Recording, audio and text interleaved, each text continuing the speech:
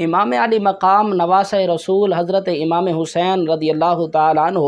آپ نے میدان کربلا کے اندر جام شہادت نوش فرمایا۔ حضرت امام حسین رضی اللہ تعالیٰ عنہ نے جام شہادت نوش فرمانے کے بعد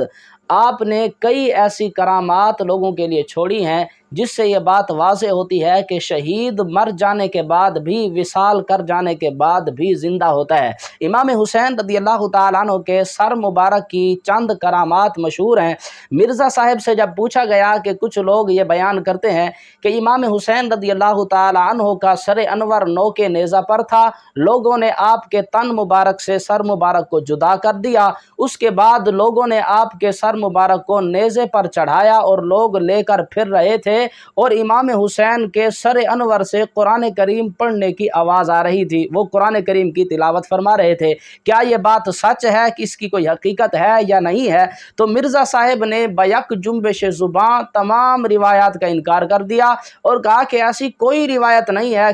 کہیں سے بھی یہ بات ثابت نہیں ہے، کسی نے بھی اس بات کو نہیں لکھا، یہ بالکل جھوٹی اور من گھڑت کہانیاں ہیں، حالانکہ ایسی بات نہیں ہے۔ ایک اہل تشیع عالم نے دوران تقریر کہا کہ حضرت امام حسین رضی اللہ تعالیٰ عنہ کا سر مبارک جسم سے جدا ہوا تو بھی آپ کٹے ہوئے سر سے قرآن مجید پڑھ رہے تھے، کیا ایسا ممکن ہے؟ بالکل جھوٹ کا ہے جی، کوئی ایسا ممکن نہیں ہے، اور نہ یہ اس طرح کی کوئی آبزرویشن اس حوالے سے دنیا کے اندر کروائی جائے گی، یہ بالکل جھوٹ بولا ہے، اس نے بھی بولا ہے۔ دراصل اس کے پیچھے جو سب سے بڑی بات اور حکمت چھپی ہوئی ہے وہ یہ ہے کہ اگر مرزا صاحب اس بات کو تسلیم کر لیں کہ امام علی مقام رضی اللہ تعالیٰ عنہ کے سر انور نے کٹ جانے کے بعد بھی قرآن کریم کی تلاوت فرمائی ہے، تو پھر اس کو عقیدہ حیات النبی ماننا پڑے گا اور شہداء کی حیات کو ماننا پڑے گا، صالحین کے وصال فرما جانے کے بعد ان کی حیات کو ماننا پڑے گا۔ تو بجائے اس کے اندر پڑھنے کے مرزا صاحب نے تمام روایات کا ماشاءاللہ انکار کر دیا، تو حالانکہ ایسی بات نہیں ہے۔ حضرت امام علی مقام رضی اللہ تعالیٰ عنہ کا سر انور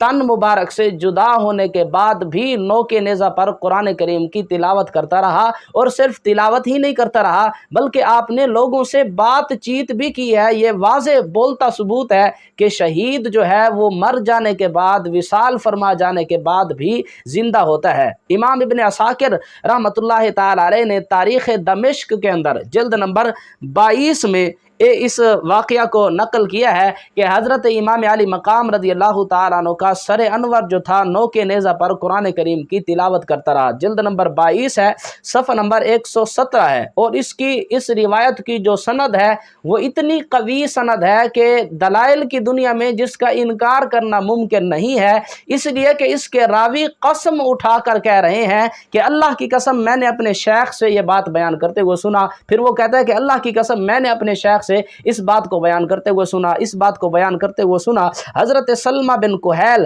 رضی اللہ تعالیٰ عنہ فرماتے ہیں، رأیت رأس الحسین ابن علی رضی اللہ تعالیٰ عنہما، میں نے حضرت امام علی مقام امام حسین رضی اللہ تعالیٰ عنہ کے سر انور کو دیکھا، وہو علی القنا، وہ نیزے پر تھا، نوک نیزہ پر آپ کا سر انور تھا، یزیدیوں نے اٹھا رکھا تھا، اور منظر کیا تھا؟ فرماتے ہیں وَهُوَ يَقُولُ، آپ کے سر انور سے یہ آواز آ رہی تھی، آپ کا سر انور اس قرآن کریم کی آیت کی تلاوت کر رہا تھا، فَسَيَكْفِيكَهُمُ اللَّهُ وَهُوَ السَّمِيعُ الْعَلِيمُ، سورۃ البقرہ آیت نمبر 137۔ حضرت امام علی مقام رضی اللہ تعالیٰ عنہ کے سر انور سے کٹ جانے کے بعد بھی قرآن کریم کی تلاوت کی آواز آ رہی تھی، اور امام علی مقام رضی اللہ تعالیٰ عنہ نے صرف آپ نے قرآن کریم کی تلاوت نہیں کی بلکہ آپ کا سر انور کٹ جانے کے بعد لوگوں سے گفتگو بھی کرتا رہا۔ یہ تاریخ دمشق کے اندر جلد نمبر 60 صفحہ نمبر 370 پر ایک اور روایت موجود ہے، حضرت منہال بن عمر رضی اللہ تعالیٰ عنہ جس کو روایت کر رہے ہیں، وہ فرماتے ہیں انا واللہ رأیت رأس الحسین بن علی حین حملا، حضرت امام علی مقام امام حسین رضی اللہ تعالیٰ عنہ کے سر انور کو اللہ کی قسم میں نے دیکھا جب آپ کا سر انور اٹھایا گیا، یعنی نوک نیزہ پر تھا، وانا بدمشق، اور میں دمشق میں تھا۔ حضرت امام علی مقام رضی اللہ تعالیٰ عنہ کے سر انور کو لوگوں نے اٹھایا ہوا ہے، دمشق کے بازاروں کے اندر آپ کے سر انور کو اٹھا کر وہ پھر رہے ہیں، اور فرماتے ہیں رجل یقرأ سورۃ الکہف، ایک شخص تھا، ایک مرد تھا جو سورۃ الکہف کی تلاوت کر رہا تھا، حتی بلغا، یہاں تک کہ وہ یہاں پر پہنچا۔ اللہ تبارک و تعالیٰ کا فرمان، ام حسبت ان اصحاب الکہف والرقیم کانوا من آیاتنا عجبا، کہ اصحاب کہف کا جو معاملہ تھا وہ اللہ کی بڑی عظیم اور بڑی عجیب نشانیوں میں سے ایک نشانی تھا۔ اس شخص نے جب قرآن کریم کی سورۃ الکہف کی اس آیت مبارک کی تلاوت کی تو حضرت منہال بن عمر فرماتے ہیں، طلق اللہ الرأس بلسان ضرب، حضرت امام علی مقام رضی اللہ تعالیٰ عنہ کے سر مبارک کو اللہ نے ایک فصیح بلیغ زبان عطا فرمائی، یعنی بولنے کی قوت گویائی عطا فرمائی۔ حضرت امام علی مقام رضی اللہ تعالیٰ عنہ کے سر انور سے کیا آواز آئی؟ آپ نے فرمایا، فقال اعجب من اصحاب الکہف قتلی و حملی، حضرت امام علی مقام نے فرمایا اصحاب کہف سے زیادہ عجیب ترین معاملہ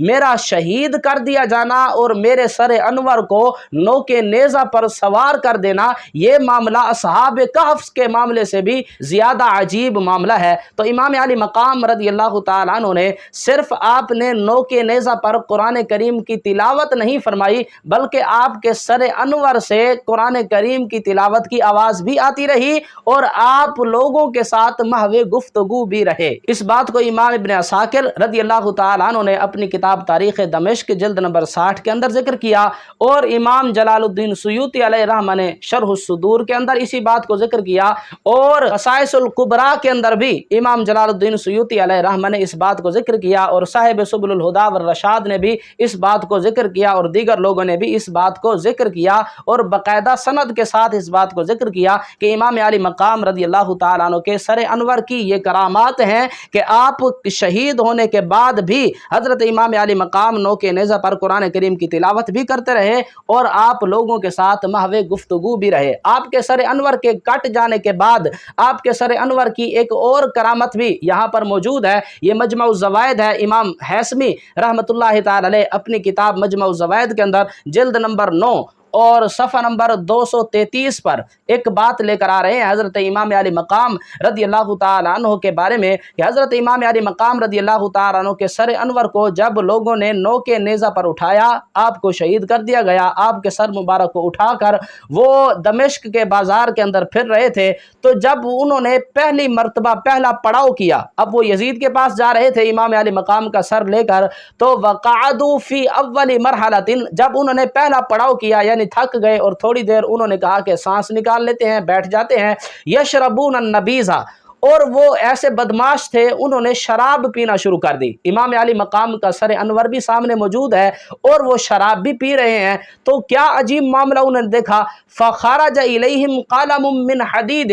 ایک لوہے کا قلم ان کے سامنے ظاہر ہوا، اور قلم ظاہر ہونے کے بعد کیا کرتا ہے، فکاتبا، پھر وہ قلم خون کے ساتھ لکھنے لگ گیا، اس نے ایک سطر ایک شعر لکھا، وہ شعر بھی یہاں پر موجود ہے۔ وہ شعر کیا تھا، اترجو امت قتلت حسینا شفاعت جدہ یوم الحساب، کیا لوگ حضرت امام علی مقام کو شہید کرنے کے بعد امید رکھتے ہیں کہ ان کے نانا جان میدان محشر میں ان کی سفارش یا شفاعت کریں گے؟ ایسا نہیں ہے۔ حضرت امام علی مقام رضی اللہ تعالیٰ عنہ کے سر انور کے سامنے جب ایک شریعت کی بے حرمتی کی گئی اور لوگوں نے شراب پینا شروع کی، تو ایک قلم ظاہر ہوا اور قلم نے آ کر یہ بات لکھ دی کہ تم نے حضرت امام علی مقام کے ساتھ جو ظلم و ستم کیا، اس کے بعد کیا تم یہ امید رکھتے ہو کہ حضرت امام علی مقام کے نانا جان رسول اللہ صلی اللہ تعالیٰ علیہ وسلم میدان محشر میں تمہاری شفاعت فرمائیں گے؟ تو امام علی مقام رضی اللہ تعالیٰ عنہ کے سر انور کے کٹ جانے کے بعد آپ کی مزید بھی کئی کرامات ہیں، ہم اسی پر اکتفا کرتے ہیں۔